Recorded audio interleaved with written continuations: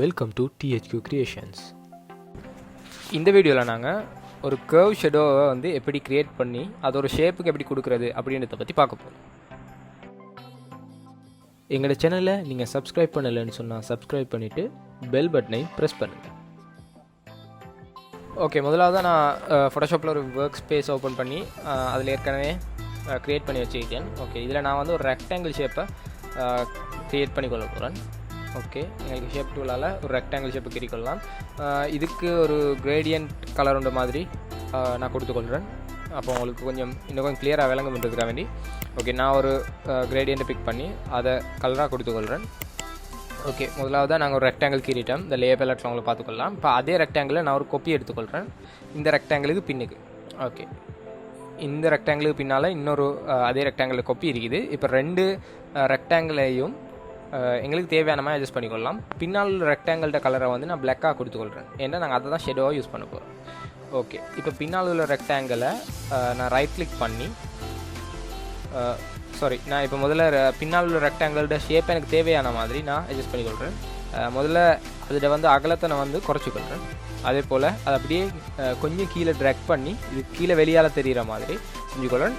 வித்தையும் கொஞ்சம் குறைச்சிக்கொள்கிறேன். ஓகே, இப்போ உங்களுக்கு இந்த மாதிரியான ஒரு ஷேப் கிடைக்கும். ஓகே, இப்போ நான் அதை ரைட் கிளிக் பண்ணி கன்வெர்ட் டு ஸ்மார்ட் ஆப்ஜெக்ட் அப்படின்றது கொடுத்துக்கொள்கிறேன். இது ரெண்டு லேயருக்கும் கொடுத்துக்கொள்கிறேன், கிரேடியண்ட்டுக்கும் பின்னால் உள்ள பிளாக் கலருக்கும். ஓகே, பிளாக் கலர் லேயரை நான் செலக்ட் பண்ணிக்கொள்கிறேன். ஃபில்டரில் எனக்கு ப்ளரில் கோஷன் ப்ளர் அப்படின்ற ஒரு எஃபெக்ட் இருக்குது. அதை கிளிக் பண்ணி உங்களுக்கு தேவையான அளவு நான் ஒரு 12 பாயிண்ட்ஸ் மாதிரி கொடுத்துக்கொள்கிறேன். உங்களுக்கு தேவையான அளவு நீங்கள் கொடுத்துக்கொள்ளலாம். எத்தனை பிக்சல் கொடுக்கணுமோ அத்தனை பிக்சல் ப்ளர் பண்ணிக்கொள்ளலாம். ஓகே, இப்போ எங்களுக்கு இப்படியான ஒரு எஃபெக்ட் கிடைக்குது. இப்போ அதே லேயரில் இருக்கணும், அதாவது பின்னால் உள்ள பிளாக் கலர் லேயரில்.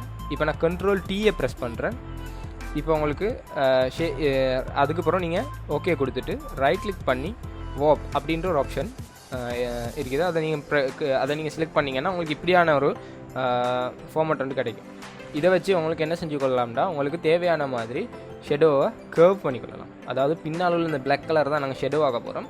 அது உங்களுக்கு எந்த மாதிரி கர்வ் வேணுமோ, உங்களுக்கு லெஃப்ட் சைடில் கர்வ் ஆகணுமா, ரைட் சைடில் கர்வ் ஆகணுமா, மேலேயா கீழேயா, எந்த மாதிரி தேவையோ அந்த மாதிரி செட் பண்ணிக்கொண்டு அதுக்கேற்ற மாதிரி நீங்கள் செஞ்சு கொண்டீங்கன்னா சரி. இது நான் எனக்கு கீழால் இப்படி கர்வ் ஆகணுன்றதால நான் அதுக்கேற்ற மாதிரி நான் செட் பண்ணிக்கொள்கிறேன். ஓகே, இப்போ ஓகே ஜஸ்ட் என்டரை கொடுத்தீங்கன்னா உங்களுக்கு இப்போ பார்த்துக்கொள்ளலாம் இந்த எஃபெக்ட் க்ரியேட் ஆகிட்டு.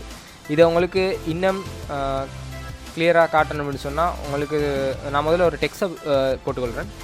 ஓகே, இதில் ஜஸ்ட் ஒரு டெக்ஸ்ட்டை நான் டைப் பண்ணி அதில் செட் பண்ணிக்கொள்கிறேன். இப்போ இந்த டெக்ஸ்ட்டை ஓகே அதில் அப்படி செட் பண்ணிக்கொள்கிறேன். ஓகே, இப்போ உங்களுக்கு இன்னும் கொஞ்சம் கிளியராக விளங்கும்னு நினைக்கிறேன். அதே போல் பின்னால் உள்ள அந்த ஷெடோவை உங்களுக்கு தேவைன்னு சொன்னால் அதில் ஒப்பாசிட்டியை கூட்டி குறைச்சி இல்லைன்னா அதில் அளவை உங்களுக்கு அட்ஜஸ்ட் பண்ணி ஜஸ்ட் அந்த லேயரை நீங்கள் செலக்ட் பண்ணிவிட்டு நீங்கள் உங்களுக்கு தேவையான மாதிரி வித்தை ஹைட்டை கூட்டி குறைச்சி வேண்டியதை செஞ்சுட்டு என்ட்ரை நீங்கள் ப்ரெஸ் பண்ணிங்கன்னா இருந்த மாதிரியே அது ஷெடோவாக மாறிடும். இதை உங்களுக்கு எந்த ஷேப்புக்கு வேண்டாலும் எந்த இமேஜஸ்க்கு வேணாலும் யூஸ் பண்ணலாம். அதே நேரம் அதோட ஒப்பாசிட்டியை நீங்கள் கூட்டி குறைக்கிறதால உங்களுக்கு இன்னும் கொஞ்சம் அதை நேச்சுரலாக அந்த மாதிரி ஒரு கலருக்கு மாற்றிக்கலாம்.